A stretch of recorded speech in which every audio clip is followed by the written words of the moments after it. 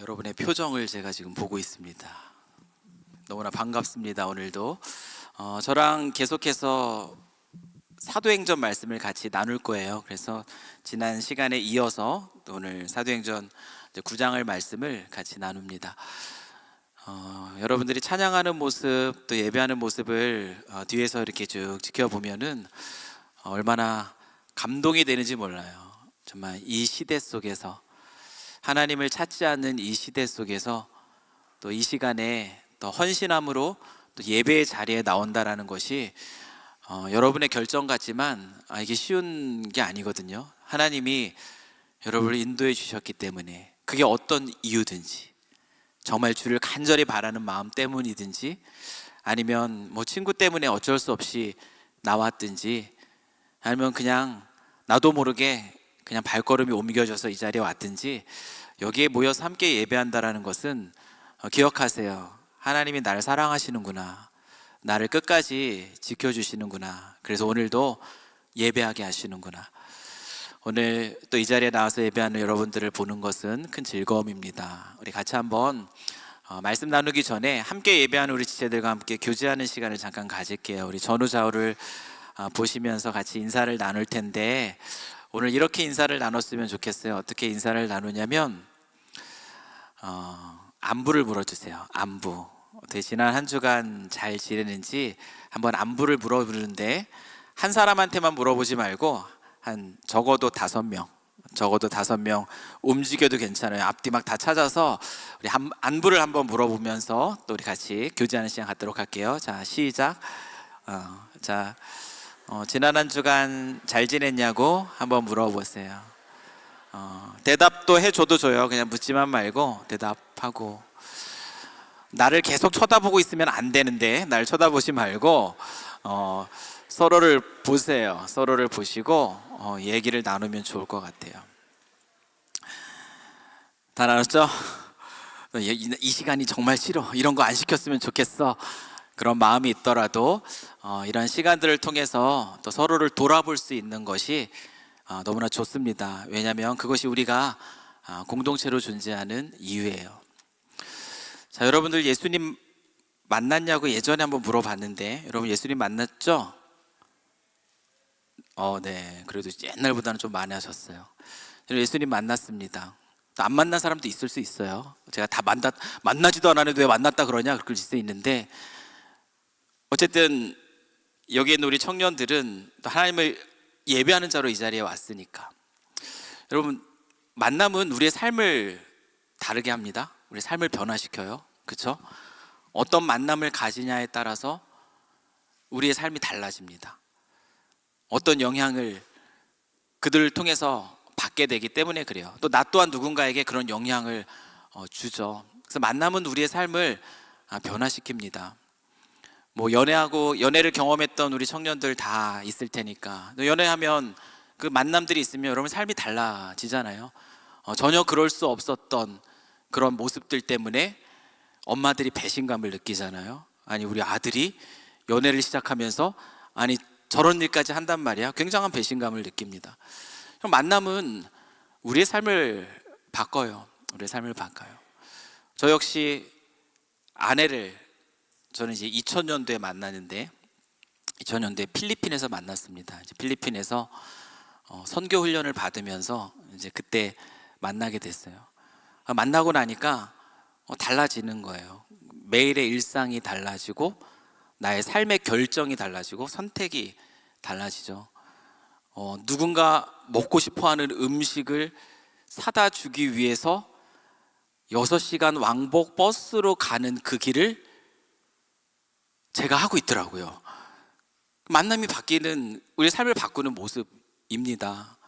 지금은 절대 그렇게 못해요. 옛날에는 그랬어요. 옛날엔 그랬는데, 그 망고스틴을 먹고 싶어 했거든요. 망고스틴을 먹고, 필리핀에 있었으니까 이제 망고스틴을 먹고 싶어 해서 그걸 사기 위해서 제 버스를 타고 가보지도 않은 그 어느 쪽에 시장이 싸다 그래가지고 그렇게 왕복해서 사다가 옥상에서 몰래 전해주다가 선교사님한테 걸린 기억이 있어요. 선교 훈련을 받고 있는 때였으니까. 근데 이제 결혼을 하고 나니까 이제 아내가 이제 임신을 해가지고 뼈 해장국을 먹고 싶어 하더라고요. 그때 어떻게 반응했겠습니까? 집에 좀만 가면 뼈 해장국 집이 있는데, 조금만 기다려봐, 먹고 싶은 마음이 사라질 거야. 그래서 그때를 넘겨버렸어요. 그러니까 그것 때문에 지금도 여전히 아내는 뼈 해장국만 보면은 저에게 그 얘기를 합니다. 그럼 만남은 우리의 삶을 바꿔놓습니다. 오늘 본문 속에서 우리는 9장에서 정말 놀라운 변화를 가져온 한 만남의 이야기를 보고 있잖아요. 사울이 예수님을 만났습니다. 여러분, 예수님을 만나면 우리의 삶은 변화가 됩니다. 여러분이 예수님을 만났는데 한번 생각해 보세요. 내가 예수님을 만난 이후에 내 삶에 무슨 변화가 있었을까? 여러분, 그걸 한번 생각해 봤을 때 이전과 지금이 아무런 변화가 없는 것 같아 라고 생각이 든다면 어쩌면 예수님을 안 만났을 수도 있어요. 아직. 근데 예수님을 만나게 되면은 우리의 삶이 달라집니다. 오늘 본문의 말씀도 보십시오. 사도 바울이, 우리가 아는 사도 바울인데 지금 여기에 나오는 이 젊은 사울, 이 젊은 사울은 어떤 사람이었습니까? 우리가 본문을 통해서 알고 있는 것처럼 예수 그리스도를 핍박하던 사람이에요. 예수 믿는 자들을 잡아다가 옥에 가두는 아주 살기가 가득한 그런 사람이었습니다. 그런데 예수님을 만나고 나서 그럼 완전히 달라졌어요. 오늘 본문에서 우리가 보는 것처럼 예수를 잡으려던 그 사람이 지금은 예수가 그리스도라는 것을 전하는 그 모습 때문에 그 유대인들이 굉장히 당황스러워합니다. 그의 삶이 완전히 달라져 버린 것이에요. 여러분, 예수님을 만나면은 어떤 모습이든지 우리의 삶에 변화가 시작이 됩니다. 예수님이 우리의 삶에서 일으키는 놀라운 역사가 바로 그것이에요. 변화입니다. 삶의 변화. 오랫동안 교회를 다녔어도 예수님을 만나지 않았을 수도 있어요. 그러면 삶은 달라지지 않습니다. 그저 교회를 다니고 있을 뿐이에요. 학교에서의 삶이나 직장에서의 삶이나 친구들과의 만남 속에 구별되는 것이 하나도 없어요. 예수님 만나지 않으면 그래요. 그냥 교회를 다니고 있을 뿐이에요. 그런데 예수님을 만나면 달라집니다. 먼저는 감정도 달라져요. 저도 예수님을 그냥 교회 다니는 게 재밌을 뿐이에요. 교회 다니는 게 재밌을 뿐이에요. 친구들 만나는 게 재밌을 뿐이고, 뭐 퀴즈 대회 하면은 막 상 받는 게 재밌을 뿐이고, 또 뭔가 하는 게 재밌을 뿐이고. 그런데 예수님을 정말 경험하게 됐을 때, 만나게 됐을 때 감정이 달라지더라고요. 감정이 막 감격하는 마음도 생기고요. 뭐 울컥하는 마음도 생기고. 제가 처음 여러분처럼 새 가족으로 와가지고 앞에 딱 설 때가 있었어요. 딱 섰을 때. 근데 여러분들이 노래를 불러주는 거예요. 당신을 향한 노래, 뭐 이런 노래였는데, 날 사랑하신 예수님의 사랑으로 내가 당신을 사랑할 수 없지만 그 주님의 사랑으로 나는 당신을 사랑하기 원합니다 라는 그런 가사가 있는 노래예요. 근데 그 노래를 불러주는데 생전 경험해보지 못했던 그런 감정의 변화를 경험했어요. 처음으로 너무나 감격스러운 거예요. 아니, 나를 사랑해주는 존재가 있다는 것을 아는 것이 제 삶을 변화시키더라고요. 이 감정의 변화가 일어나고요. 또한 예수를 만나면은요, 시각이 달라집니다. 시각이 달라져요. 제가 수련회를 갔어요. 근데 이런 변화들이 어느 한순간에 한꺼번에 싹 이루어지는 것이 아니에요. 단계가 있습니다. 과정을 지나요. 어떤 때는 감정부터 이런 감정을 느껴 여기서부터 시작해요. 그러다가 나의 시선이 달라지고 나의 선택이 달라지고 그리고 나의 삶이 달라지는 거예요. 그런 과정들이 있습니다. 감정의 변화 우리 많이 느낍니다. 수련회 가서 울었으면 뭔가 대단한 거죠. 감정의 변화, 그거 나쁜 거 아니에요. 시작입니다. 감정의 변화로부터 시작하고요, 시선이 달라지는 거예요. 제가 예수님 저도 만나고 싶어요. 여러분 가운데서 예수님 만나고 싶은 사람, 아직 나는 만나지 못한 것 같은데 예수님 만나고 싶어요, 근데 믿어지지 않아요 하는 분 뭐 손 들라고 해도 들 사람은 아무도 없겠지만 있을 겁니다. 예수님 만나고 싶어요. 예수님 만나고 싶은 사람들은 기다리세요. 예수님 만나주세요. 왜냐하면 예수님이 이미 여러분 곁에 계시기 때문에 만나주십니다. 제가 수련회를 갔는데 너무 화가 나는 거예요. 너무 화가 나. 뭐가 화가 났냐 보니까 다른 친구들은 예수님을 만나는 것 같아요. 막 기도 시간에 만나는 것 같고, 찬양 시간에 만나는 것 같고, 말씀 시간에 만나는 것 같고, 그 모습을 보니까 막 열등감, 이런 것도 열등감이 생기더라고요. 영적인 열등감이라는 게 있어요. 나도 만나고 싶은데 왜 하나님은 날 안 만나주시고 쟤만 만나주시지? 그래서 그날은 너무 원망스러운 가운데 막 기도도 할 줄 모르는데 막 부르짖으면서, 이렇게 젊을 때예요, 부르짖으면서 하나님께 외쳤어요. 하나님, 저도 만나주세요. 저도 만나고 싶어요. 누가 와가지고 제가 막 그러고 있으니까 걱정이 됐나 봐요. 걱정이 돼가지고 막 등도 두들겨주고 손도 잡아주고. 근데 제 마음속에 원망이 가득하니까 어때요? 다 뿌리치는 거예요. 막 팍팍 뿌리치고. 그러니까 주변이 막 시끌시끌해지는 거예요. 막 놀라는 그런 상황 가운데, 그때 한 간사님이, 우리 성훈수 전도사님도 이제 캠퍼스에서 그런 청년들 사역을 오랫동안 해오셨으니까 한 간사님이 저를 불쌍히 여기셔가지고 제 손을 꽉 잡고 데리고 가더라고요. 딴 데로, 화장실로 끌고 간 건 아니고요, 우리 작은 기도방으로 데리고 갔어요. 데리고 가서 같이 기도를 했습니다. 근데 그 기도하면서 우리 주님을 조금은 만난 것 같은 게, 왜냐면 기도 속에서 저의 시선이 달라지는 걸 경험했기 때문에 그래요. 기도하면서 저도 만나주세요. 저도 만나고 싶어요. 저도 이런 삶 살고 싶어요. 그렇게 기도하고 있는데 하나님 제일 먼저 생각나게 해주는 게 있더라고요. 제 마음속에. 뭘 생각나게 하셨냐면, 그때 그 젊을 때에 제가 아버지를 굉장히 미워했어요. 아버지를 너무 미워했어요. 가정 안에서 충실하지 못한 그런 삶을 살아가시는 그 아버지의 모습이 너무 미웠어요. 너무 미웠고, 진짜 속된 말로 차라리 안 계셨으면 좋겠다. 이것도 굉장히 순화한 표현이에요. 그렇죠? 이런 마음으로 정말 미워했어요. 보기도 싫었고, 오시면은 막 도망가고. 근데 그 기도 속에서 그 모습을 생각나게 하는 거예요. 아버지를 미워하는 저 모습을 막 생각나게 하시는 거예요. 그러면서 회개하게 하시더라고요. 회개하게. 제가 잘못했습니다. 제가 아버지를 미워했던 이 죄가 얼마나 큰 죄인지 깨달았습니다. 그 아버지를 향한 그 시선이 달라지더라고요. 미움의 시선으로 바라보던 아버지인데 그날 이후로는요, 저희 아버지의 삶의 모습이 그때 당시에는 변한 게 없잖아요. 저가 기도만 했을 뿐이에요. 아버지는 변한 게 없어요. 근데 아버지를 보는 저의 눈은 완전히 달라지는 거예요. 너무 불쌍한 거예요. 긍휼히 여겨지는 마음, 그 마음을 주시는 거예요.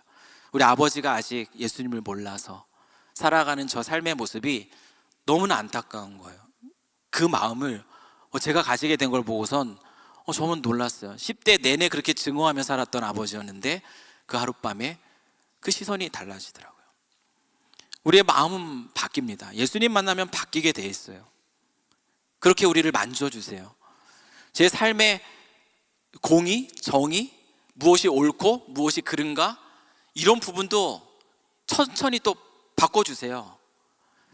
여러분, 예수 믿는다고 여러분이 다 뭐 남들 보기에 깨끗하게 살아갈 수 있는가? 그렇지 않을 거예요. 여전히 무너지는 부분이 있어요. 실패하는 부분이 있어요. 그것 때문에 괴로운 부분들이 있다고요. 그런데 정말 예수님은 그 부분을 기다려 주시더라고요. 기다려 주시고 다루어 주세요. 그 부분을 제가 생각나게, 깨닫게. 그러면서 예수님이 원하시는 그 모습으로 가꾸어 주십니다. 그래서 너도 모르게 달라진 모습을 제 스스로가 깨닫게 되는 거예요. 우리 삶의 모습도 바꿔주십니다. 가치도 다르게 만들어요. 가치도. 예전에는 제가 여러분하고도 같이 나눴을 거예요. 인생의 목적이 뭐냐? 여러분, 인생의 목적이 뭡니까? 성공해서 잘 사는 거, 그쵸? 부자 되는 거, 이게 인생의 목적이잖아요. 제가 우리 청소년 사역을 오래 했는데, 청소년 사역할 때 이 아이들이 꼭 하는 3가지 기도 제목, 여러분 아세요? 청소년들이 가진 변치 않는 세 가지 제목. 1번 키 크게 해주세요. 2번 공부 잘하게 해주세요. 3번 부자 되게 하세요. 그게 아이들 기도 제목입니다. 다 똑같아요. 여러분들은 이제 키는 포기했으니까, 이제 끝났으니까 그거는 없을 겁니다. 그러나 부자 되게 해주세요. 여러분 기도 제목이죠. 그렇죠? 부자 되게 해주세요. 부자 돼야죠. 부자 되게 해주세요. 공부 잘하게 해주세요. 다른 말로 성공하게 해주세요. 결혼도 잘하게 해주시고, 직장도 잘하게 해주시고, 그리고 꽤 괜찮은 그런 삶 살게 해주세요. 이게 우리 기도 제목입니다. 저도 그게 기도 제목이었어요. 저 푸른 초원 위에 그림 같은 집을 짓고 사랑하는 우리님과 한평생 살고 싶소. 그게 제 꿈이었어요. 진짜로 연애할 때 제 아내가 당신은 꿈이 뭐냐? 라고 물어봤어요. 오빠는 꿈이 뭐예요? 저는 꿈이 없었어요. 저는 그걸 얘기했어요. 그게 저의 인생의 꿈이었으니까. 저 푸른 초원 위에 그림 같은 집을 짓고 사랑하는 우리님과 한평생 살고 싶다. 나는 행복한 가정을 꾸미면서 행복하게 사는 게 내 인생의 최고의 꿈이다. 굉장히 어이없어 했어요. 아, 저런 비전 없는 사람이랑 내가 사귀고 있단 말이야. 근데 그게 인생의 꿈이었습니다. 근데 여러분도 아닌 것 같지만 사실 여러분이 지금 꿈을 한번 생각해 보시면 아마 다르지 않을 거예요. 이 세상에서 성공해서 정말 꽤 괜찮은 삶 속에, 남들에게 인정받는 그 삶 속에서 여유롭게 살고 싶은 것, 우리 모두의 꿈일 겁니다. 근데 그것도 바꿔주시더라고요. 생각나게 하시는 거예요. 그 필리핀에서 그 시간을 보내면서 인생이 뭐지? 라는 생각을 하게 되는 거예요. 25이었어요. 25. 와, 내 인생이 얼마나 남았을까? 지금은 제가 50이 됐어요. 25년이 지났어요. 이제 그때 당시에 인생 길지도 않은데 한 70? 건강하게 60? 그러면 한 2, 30년? 그 인생 뭔가 조금 하다가 이제 좀 있으면 건강 관리하면서 사는 게 인생인데, 인생이 그렇게 짧은데 어떤 인생을 살아야 될까? 정말 저 푸른 초원에 그림 같은 집을 짓고 행복한, 사랑하는 인과 행복하게 사는 게 인생이 끝인가? 그게 전부인가? 그 고민을 하게 하면서 이건 아니다. 한번 죽는 것은 사람에게 정한 것이고 그 후에는 영혼이 있는데, 그럼 내가 영혼을 준비하는 인생을 살아야겠다라는 그런 마음을 주시더라고요. 그래서 그때부터 저는 선교지에서 그런 마음을 가졌기 때문에 선교사가 돼야겠다라는 그 생각을 가지고 지금까지 그 길을 걸어오면서 지금 이런 삶을 살아가고 있습니다. 저는 저희 아이들이 계속 물어봐요. 아빠는 엔지니어링을 전공했는데 엔지니어가 됐으면 부자가 돼가지고 우리가 뭔가 좀 방도 하나 더 있고 이런 삶을 살았을 텐데 아빠는 왜 목사가 됐냐고 계속 물어봐요. 그 아이들에게 대답해 줍니다. 아빠는 지금 너무 행복한데, 아빠는 지금 부자로 지금 살아가고 있는데, 하나님이 부자여서 아빠는 그냥 부자인데, 아이들이 인정하지 못하죠. 근데 지금도 저는 저의 삶을 후회하지 않아요. 이 삶이 저에게 주신 하나님의 부르심이고 저는 이 삶 속에서 기쁨을 누리면서 살아갑니다. 저는 여러분에게 무슨 다 선교사가 되라, 다 목회자라 되라 이런 말 하는 거 아니고요. 여러분이 살아가는 삶의 자리에서 정말 무엇을 위해서 살아가는가, 그것을 고민했으면 좋겠습니다. 여러분, 우리가 흔히 얘기하잖아요. 어떤 얘기합니까? 다 먹고 살자고 하는 건데, 그렇죠? 여러분 막 공부하면서 야, 우리 다 먹고 살자고 하는 건데, 일할 때도 야, 우리 다 먹고 살자고 하는 건데, 우리가 이 세상 속에, 이 문화 속에서 우리도 모르게 그런 얘기를 합니다. 다 먹고 살자고 하는 건데 우리 대충 하자. 다 먹고 살자고 하는 건데 다 좋은 게 좋은 거지. 여러분, 우리 인생이 먹고 살자고 하는 게 아니에요. 그렇죠? 여러분, 우리는 이런 말조차 우리의 가치를 바꿔놓을 필요가 있습니다. 우리는 먹고 살기 위해서 사는 존재가 아니에요. 그리스도인은 그런 존재가 아닙니다. 먹고 살기 위해 사는 존재는요, 생존을 위해 사는 거예요. 살기 위해 사는 겁니다. 여러분, 살기 위해 살다 보면 그 끝에 남는 건 뭐냐면 허무해요. 내가 뭐 하면서 살았지? 내가 그렇게 부지런하게 열심히 노력해서 성공을 하고 돈을 벌고 꽤 괜찮은 그런 인정받는 삶을 살았는데 결국 그 끝에 남는 것은 허무함이라는 거예요. 우리 그리스도인들은요, 먹고 살기 위해 살지 않습니다. 어떻게 살아요? 성경은 뭐라고 얘기하죠? 먹든지 마시든지 무엇을 하든지 다 하나님의 영광을 위하여 하라. 그렇죠? 먹고 사는 거는 하나님이 덤으로 채워주시는 겁니다. 우리는 그걸 위해 살지 않아요. 먹고 살기 위해서 최선을 다하지 않습니다. 하나님의 영광을 위하여 살기 위해서 최선을 다하고요, 그 삶 속에서 하나님이 우리에게 채워주시는 것들이 있어요. 그걸 누리면서 살아가는 게 바로 그리스도인의 인생입니다. 다시 말하면 그리스도인은 생존을 위해서 살지 않고요, 소명을 따라 살아가는 존재예요. 사도 바울은요, 생존을 원했으면 예수를 그리스도라 증언하는 이 삶을 선택해서는 안 됩니다. 지금 생존을 위해서 이 사울이라는 젊은 청년은 완전히 성공의 길들이 열려져 있어요. 이미 열심으로 그 사내들인 공의회라는 이스라엘 사회에서 정치 기구거든요.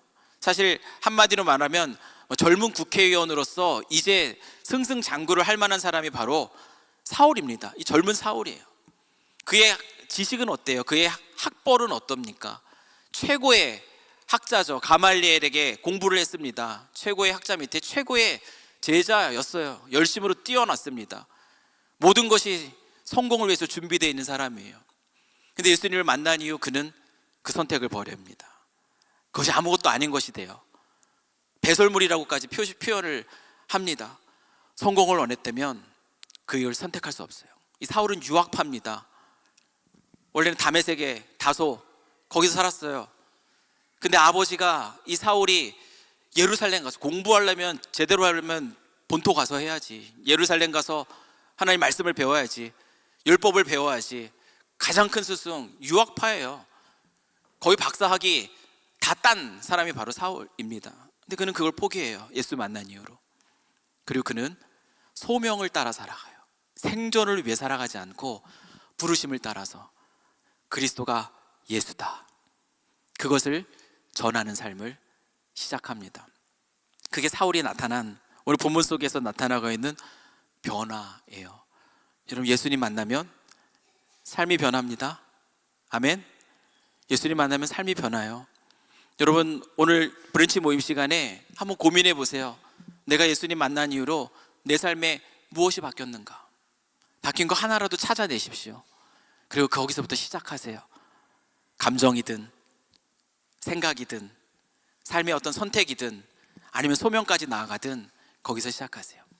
그런데 우리가 이런 믿음 안에서 이런 변화들을 경험한단 말이에요. 그러면 마음이 처음에 뜨거워요. 막 뜨겁습니다. 정말 예수님 만난 것 같고요, 이제 뭐 내 삶이 뭔가 어떻게 새롭게 시작될 것 같아요. 여러분, 수련회 가도 마찬가지잖아요. 수련회 가서 열심히 찬양하고 좀 말씀 앞에 귀를 기울이고 뜨겁게 기도하고 나면 어떻습니까? 이제 나가면 막 세상이 다 바뀔 것 같죠.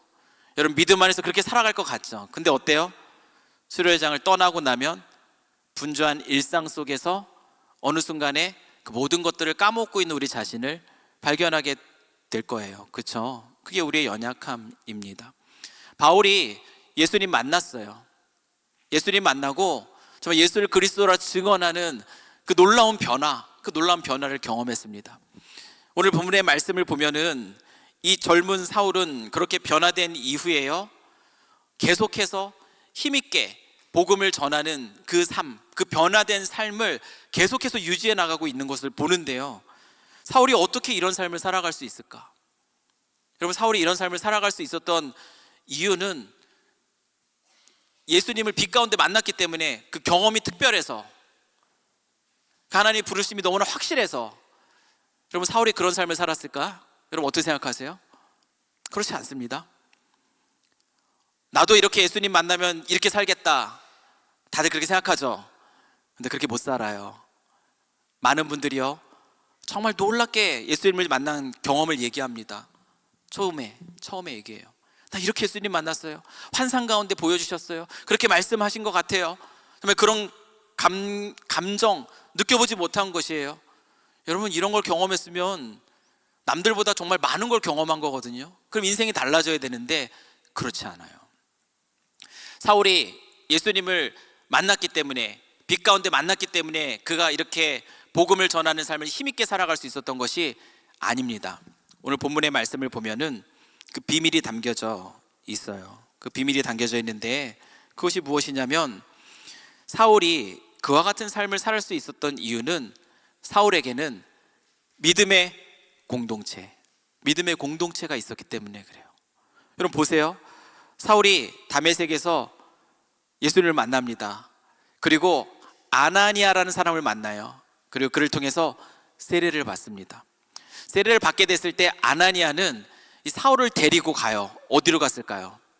오늘 본문의 말씀을 보면은 어디로 가는가? 다메섹에 있는, 오늘 9장 19절 하반절 말씀인데 오늘 PPT 안 나옵니다. 자, 미리 얘기합니다. 사울이 다메섹에 있는 제자들과 함께 있어요. 나오네요. 그래요.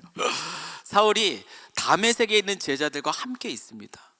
여러분, 회심한 사울에게 허락된 선물이 있어요. 그게 뭐냐면 공동체예요. 믿음의 공동체. 여러분, 이 믿음의 공동체가 어떤 역할을 했는지 아십니까?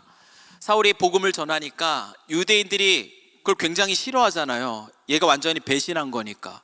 그래서 유대인들이 사울을 죽이려고 합니다. 밤낮 성문을 지키면서 잡히게만 해봐라, 죽이겠다. 그게 이제 유대인들의 마음이에요. 그런 계획을 짰어요. 그런데 그 계획이 흘러가요. 밝혀집니다. 누군가에게. 그래서 사울의 귀에 들어가게 돼요. 누가 그랬을까요? 저는 사울을 받아준, 사울이 속해 있는 공동체, 교회가 그 비밀을 밝히 깨달았다고 저는 봐요. 그 제자들은 사울을 그 죽음의 위기에서 숨겨줍니다. 성문 밖으로 도망갈 수 있게 도와줘요. 사울은 그때부터 이 공동체의 중요함을 너무나 잘 깨달았던 것 같습니다. 여러분, 성경을 보면은, 서신서의 말씀들 보면은 다 무슨 얘기를 하고 있냐면 공동체 얘기를 얘기해요. 믿음의 공동체가 얼마나 중요한가, 그것을 계속해서 얘기합니다. 믿음의 공동체에서 만났던 동역자들에 대한 감사의 고백을 끊임없이 들려주고 있어요. 사울이 그걸 경험했거든요. 그가 도망 나와서 다메섹에서 간 곳이 어디죠? 예루살렘입니다. 예루살렘에서 사울은 공동체가 중요한 걸 알기 때문에 공동체에 함께 있기를 원했어요. 근데 사울이 워낙에 예수 믿는 사람들을 잡던 사람이었기 때문에 사람들이 두려워하죠. 그때 하나님은 바나바라는 사람을 붙여줍니다. 사울이 진짜 변했어, 정말 그가 한 일을 내가 봤어. 사도들에게 얘기해줘서 사울이 공동체 안에 속하게 돼요. 그리고 함께 신앙생활을 합니다. 담대하게 복음을 전합니다. 그러다가 또다시 죽음의 위협에 놓이게 됐을 때 어떻게 되죠? 그 공동체가, 그 형제들이 그 사실을 알고 사울을 피신시켜요. 가이사라까지 갈 수 있게 도와주고, 그리고 다소로 갈 수 있게 해줍니다. 여러분, 사울이 믿음을 지키면서 담대하게 그 소명을 따라서 살 수 있었던 아주 중요한 요소가 무엇이냐면 그것은 공동체, 믿음의 공동체예요. 여러분들이 이 공동체 안에 있다는 것은 놀라운 축복입니다. 하나님이 여러분에게 주신 선물이 바로 공동체라는 것이에요. 사울이 이 공동체가 없었으면 그는 믿음을 지키기 쉽지 않았을 거예요. 저에게도 마찬가지입니다. 제가 그렇게 예수님을 만나고 나서 하나님이 저에게 선물로 준 공동체가 있어요. 믿음의 공동체. 그 공동체가 얼마나 아름다운 공동체였는지 몰라요. 아름답다라는 것은 항상 좋은 일만 있다라는 걸 얘기하지 않아요. 사랑도 나눕니다. 싸우기도 해요. 싸우기도 하지만 그 안에서 회개가 일어나고요, 용서가 일어나요. 저는 그런 공동체를 경험했어요. 그래서 공동체의 소중함이 너무나 좋습니다. 친구들을 원망하기도 했고요, 오해하기도 했고, 다투기도 했고, 싸우기도 했어요. 그러나 성령께서는 우리를 그 가운데서도 계속해서 하나로 만져주셔요. 기도 속에 생각나게 하시고 찾아가가지고 미안해. 너무나 부끄럽죠, 그런 말 한다라는 것 자체가. 근데 성령은 우리를 만져주세요. 아니야, 내가 미안해. 여러분, 이건 놀라운 반응입니다. 이거 하나님이 하시는 일이에요. 공동체 안에 막 형제들끼리 막 그러는 거예요. 그러면서 서로 울어요. 남들이 보면 너무나 웃기죠. 근데 그런 일들이 일어나요. 그렇게 회복이 되고 서로를 용납해 가고, 그런 내 자신이 다듬어져 가고, 서로를 있는 모습 그대로 인정해 주고, 쟤는 왜 이래? 쟤가 어떻게 교회에 있어? 이게 아니에요. 그런 우리를 하나님이 받아주셨어. 우리가 또 어떻게 하나님 앞에서 자라갈까? 서로 부족함을 얘기합니다. 서로 부족함을 얘기하고, 때로는 너무나 또 어릴 적이니까 한 번은 막 공동체 안에서 이 친구들이 막 소주 하나씩 가져오는 거예요. 하나 갖고 와서, 야, 나는 하나님 말씀 믿어지지 않아, 막 이렇게 얘기하면서 소주를 서로 따르면서. 근데 그 중에 성숙한 친구가 있어요. 성숙한 친구가 그런 친구들을 잘 다스려 주는 거예요. 야야야, 그럴 수 있어. 하지만 또 바른 것을 이야기해 주면서, 지금 그때 있었던 그 친구들이 지금 다들 90%가 다 목사가 됐어요. 우리는 서로의 과거에 대해서 말하지 않습니다. 그 시절을 함께 보낼 수 있는 거예요. 같이 고민하고 같이 힘들어했던 걸 얘기하고, 서로 속상했던 것에 대해서도 이야기 나누고, 그러면서 믿음이 점점 아름답게 서가더라고요. 그래서 그 모든 것들은 버려지고 오직 하나님을 향한 순전함만이 남게 되는 그런 공동체를 경험하고 나니까요, 제가 우리 청년들을 만날 때마다 그런 생각이 드는 거예요. 제가 처음에 이곳 캐나다에 와가지고 삼성교회 청년 공동체를 처음 만났습니다. 공동체를 바라보니까 이 공동체가 더 사랑하는 공동체, 더 따뜻한 공동체, 하나됨을 누리는 공동체가 되기를 너무나 바랬어요. 그래서 그 마음으로 이 친구들과 같이 공동체를 외쳤습니다. 우리는 공동체야. 우리는 하나야. 한 달 있다 가더라도 우리는 한 몸이야. 1년 있어도 한 몸이야. 여기 시민권, 영주권자만 여기서 친구끼리 지내는 게 아니야. 어학연수를 왔어도, 워킹홀리데이로 왔어도, 잠깐 있다, 일주일 있다 놀러 왔어도 우리는 한 몸이야. 잠깐 있어도 영원히 있을 것처럼 있다 가는 거야. 그게 우리야.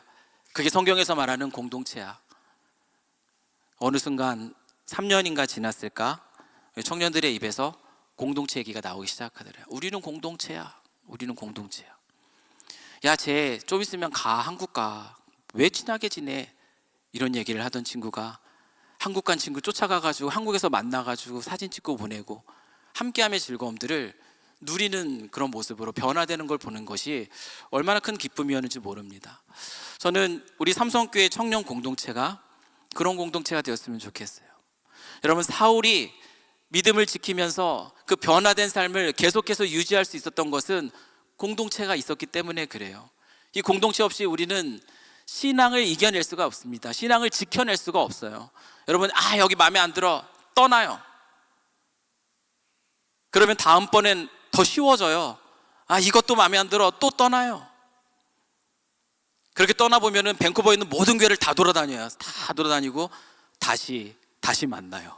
2년 후에, 3년 후에, 왔냐? 야, 이제는 여기 머물러 있어라. 돌아보니까 어때? 하나도 안 자랐어요. 오히려 제 신앙은 더 바닥이에요. 이제 다시 시작해 볼게요. 여러분, 공동체 안에서 함께 다루어지는 거예요. 그러면 우리 신앙은 성숙합니다. 우리 믿음은 지켜지는 거예요. 우리 소명은 더 분명해집니다. 그게 그리스도인들이 살아가는 생존 방식이에요. 소명을 따라가는 생존이에요. 먹고 살기 위한 생존이 아니라. 저는 우리 삼성교회 청년들이요, 이 공동체 안에서 그런 삶을 누릴 수 있기를 소망합니다. 조금 규모가 많아져서 모르는 친구들이 너무 많아졌어요가 아니라, 알고 싶은 친구들이 더 많아졌네요. 찾아가는 공동체. 그 공동체가 우리 공동체였으면 좋겠어요. 낯설어서 어디 있어야 될지 모르는 게 아니라, 그래서 더 기대가 돼요. 우리가 함께 공동체를 이루고 있으니까. 그렇게 서로를 알아가기에 힘쓰는 여러분들이 되었으면 좋겠고요.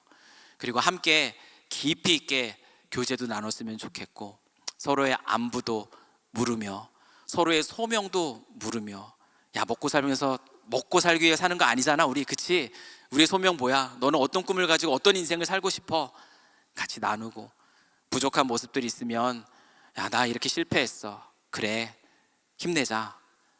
하나님 말씀 안에서 우리 다시 한번 일어서자 서로 격려하고, 그렇게 어느 순간 누가 떠나게 되면은 정말 눈물을 흘리면서 떠나는 거, 이것이 감정 소모가 아니라요, 정말 그렇게 찐으로 함께 지냈기 때문에, 그래서 그런 헤어짐이 우리들에게 계속 이어지는 거, 그냥 누가 왔다 갔는지도 모르게 그렇게 사라지는 게 아니라, 그런 아름다운 교제가 있는 공동체가 우리 삼성교회 공동체, 우리 청년부 공동체가 되기를 이 시간 주님의 이름으로 간절히 축원합니다.